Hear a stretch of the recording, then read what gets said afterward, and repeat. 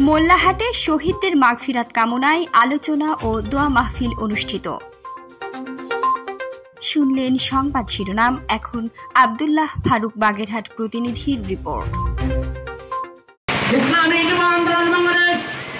বৈষম্য বিরোধী আন্দোলনে সকল শহীদদের রুহের মাগফিরাত কামনায় বাগেরহাটের মোল্লাহাটে আলোচনা সভা ও দোয়া মাহফিল অনুষ্ঠিত হয়েছে। বুধবার বিকালে ইসলামী যুব উন্নয়ন মোল্লাহাট উপজেলার গাওলা ইউনিয়ন শাখার আয়োজনে নাশুখালী বাজারে এ আলোচনা ও দোয়া মাহফিল অনুষ্ঠিত হয়।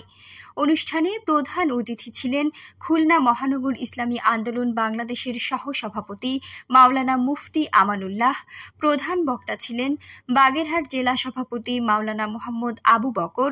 বিশেষ অতিথি ছিলেন মোল্লাহাট সভাপতি হাফেজ শরীফুল ইসলাম, মোল্লাহাট জাতীয় ওলামা পরিষদের সভাপতি মাওলানা নিজাম উদ্দিন, যুব আন্দোলনের সভাপতি মুফতি রফিকুল ইসলাম, সদর দ্বীনী সংগঠন মোল্লাহাট মাওলানা আব্দুল্লাহ আল মামুন, ইসলামী আন্দোলন মোল্লাহাট সেক্রেটারি ফকির আবুল বাশার, শ্রমিক আন্দোলন সভাপতি মোহাম্মদ নুরুল ইসলাম ফকির, গাওলা ইউনিয়ন সভাপতি মাওলানা আম্মার হোসেন, ছাত্র আন্দোলনের মোল্লাহাট সভাপতি হাফেজ জহিরুল ইসলাম।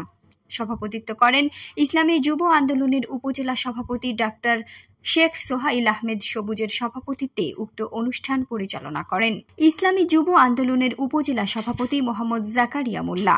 এ সময় ইসলামী আন্দোলন বাংলাদেশের মোল্লাহাটের সকল স্তরের নেতাকর্মীরা উপস্থিত ছিলেন। রিপোর্ট করেছেন আব্দুল্লাহ ফারুক, বাগেরহাট প্রতিনিধি।